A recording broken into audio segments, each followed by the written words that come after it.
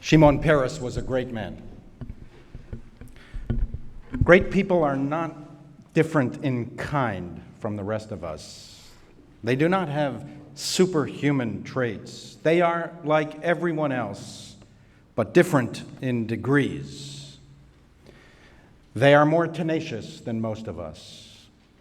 They are able to endure frustration, disappointment, and public failure better than most of us. They are more courageous than most of us. It is not that they are unafraid. It is that they overcome their fear of defeat. The greatest politicians and statesmen have often been defeated more than they have won. Their failures and setbacks are epic and even tragic. But they persist to strive, to seek, to find, and not to yield. That is their greatness. They never yield. They never yield not only because their personal ambitions and egos tend to be more voracious than the most of the rest of us. They never yield because the greatest of them are welded to a principle. The difference between talent and greatness is that talent is about the self.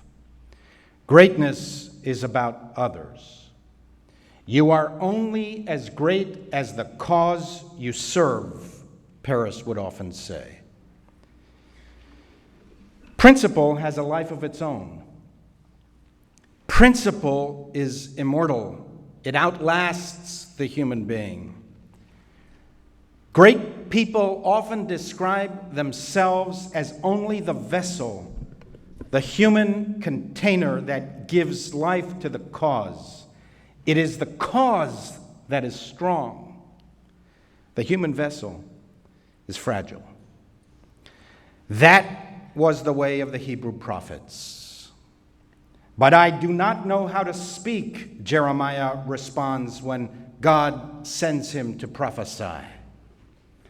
Who am I that I should go to Pharaoh and free the Israelites from Egypt? Moses protests.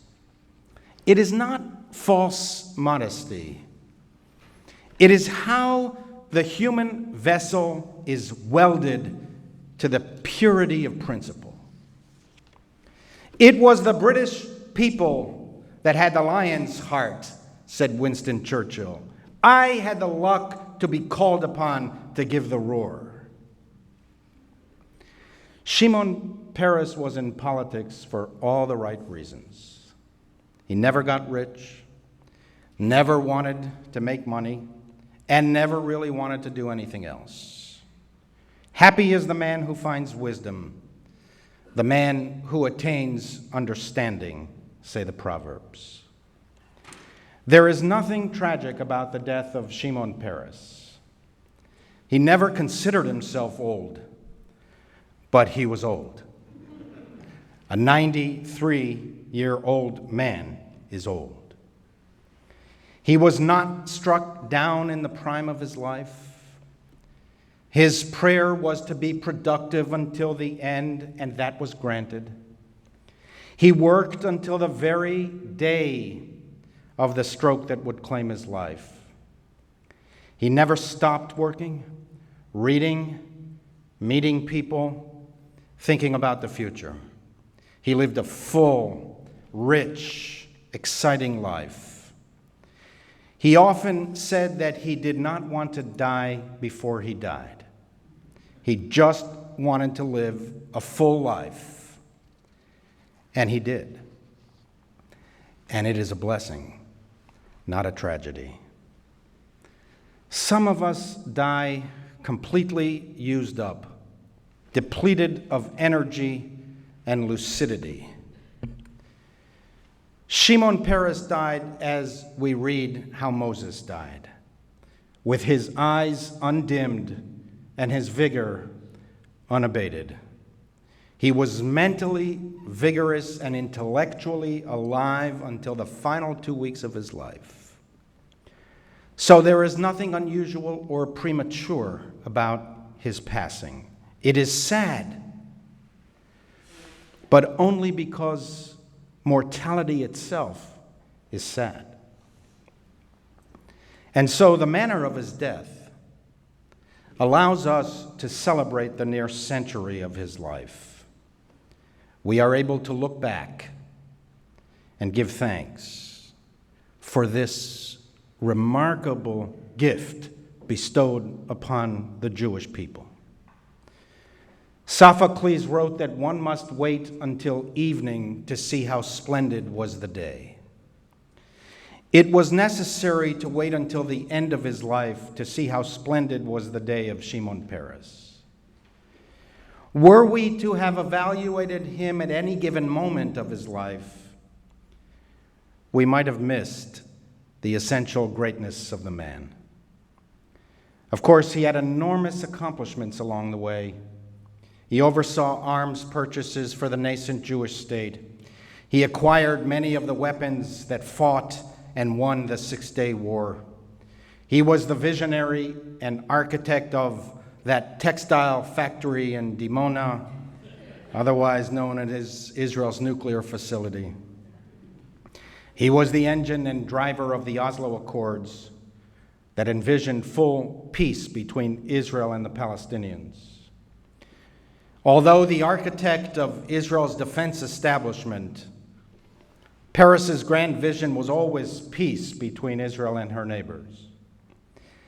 And even though the promise of the Oslo Accords seemed to have receded since 1993, Peres's response was always, peace hasn't failed. It has not yet come into fruition. All along the way, people told him that he was dreaming, that he was a fantasist, not a realist. The vision of peace that many Israelis scorned as just a dream is what drew such respect worldwide. The outpouring of genuine love, affection, deference for the great man demonstrated in these days leading up to his funeral was testament to the power of dreamers. If it is the right dream, eventually the world catches up to dreamers.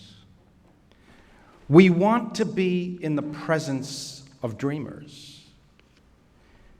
Talented politicians see the daily task. Dreamers see the horizons. Wherever they go, light is sown at their feet, and they bring joy and gladness in their wake. There is part of them that is contagious. There is part of them that is irresistible. What was often said derogatorily, Peres is dreaming, did not diminish the dream of peace. To the contrary, we held Shimon Peres closer because we didn't want that dream to die. Dozens of international leaders and diplomats traveled halfway around the world just to be at the funeral for a few hours. It is extraordinary that the President of the United States flew through the night to spend half a day in Israel this morning attending his funeral. President Obama is already on the way back. He and all the other international leaders wanted to pay their respects not only to the man, but to the dream.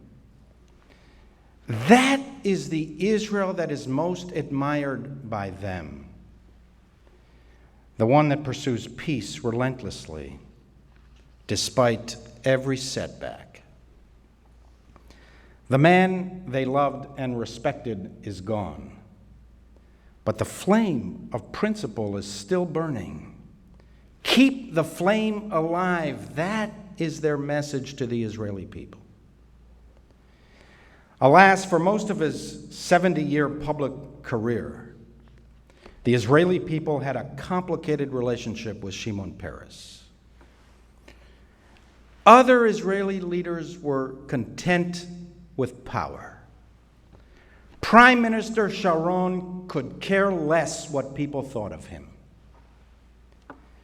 Peres was not that way. He desperately wanted to be loved. But the Israeli people, weighed down by so many daily challenges, did not seem to fall in love with Shimon Peres. They often scorned his dreams. "Behold, the dreamer is coming," say Joseph's brothers in the book of Genesis. "Come, let us cast him into the pit, and we shall see what shall become of his dreams." So often, Israelis cast Shimon Peres into the electoral pit. "Let us see what becomes of his dreams," they said. Peres was defeated many times. He served 2 stints as prime minister, but was never elected by the majority of the people to that position. It is a well-known tendency for Jews. From the beginning, we have scorned those who were the greatest among us. The sages of the Talmud noted that Moses, the great liberator and emancipator, was not raised among the Israelites. Why, they asked, wasn't the leader raised among the people? Why was the leader raised in the palace of Pharaoh? The rabbis responded that we Jews would have rejected Moses had he been raised among us. We would never have appreciated his talents because Jews take other Jews for granted. Time after time, Shimon Peres crawled out of the pit. He never gave up and always got up. And thus, it is so poignant and so proper and so moving to see that by the end of his life, Shimon Peres was not only beloved by many around the world, the man who so wanted to be loved by his own people finally received its everlasting affection and gratitude. He was a spectacular president, a position with little political power, but with moral power to sway the hearts and minds of the people. Freed from the predatory politics of power, he became a unifying force that was the best possible face of Israel to itself and to the world. The old man was always young. He believed in the technology of the future, and he believed that Jewish genius and Jewish brain power could make enormous contributions to humanity. I have received condolence letters this week from Christian ministers and imams who were on the interfaith clergy mission I organized 4 years ago. They recalled with reverence and awe meeting with President Peres. They wrote to me that they will never forget being in the presence of the great man and shaking his hand. That handshake shook their world. It was the last of many times that I met him. He spoke to us about the unique role that religious leaders can play in bringing people together. He spoke of tolerance, coexistence, peace, and reconciliation. He spoke softly and modestly. He reminded us that it took the Jewish people 40 years of wandering in the desert to get to the Promised Land and 2,000 years of exile before restoring Jewish self-determination, and that it will take a long time for Israel to work out its relationship with its Palestinian neighbors. But in the meantime, he told us, you clergy, you need to help those of us working for peace and reconciliation. You need to convey the message of religious moderation, not extremism. Our Lord is not a Lord of war, said Peres. To terrorize in the name of religion is not religion, it is a psychosis, he said. Perhaps it is fitting that Shimon Peres died a few days before Rosh Hashanah. We read that on this day, God opens the book of our lives, and what is in there proclaims the signature of every human being. Who shall live and who shall die? Who shall reach ripe old age and who shall not? The book of Shimon Peres' earthly sojourn is now closed. All the chapters have been written. What a great and moving story. In the Bible, when Shimon was born, it was his mother, Leah, who named him. When she looked at her newborn son, she proclaimed, Shama Adonai, vayiten li et zeh. God has heard me and has given this son to me. How blessed we have been to have had this son of Israel born to the Jewish people. He dedicated his life to our return to the land of our birth. It was a dream that was made real because of him and his generation. Blessed be the memory of this dreamer. His dream was the dream of our people. In the words of the Psalms, Beshuv Adonai et shivatenu hainu kecholmim. When God restores the fortunes of Zion, we will be as dreamers. Our mouths shall be filled with laughter, our tongues with songs of joy. Then shall they say among the nations, the eternal God has done great things for them. Restore our fortunes, O God. We shall return with songs of joy. May the memory of Shimon Peres be a blessing.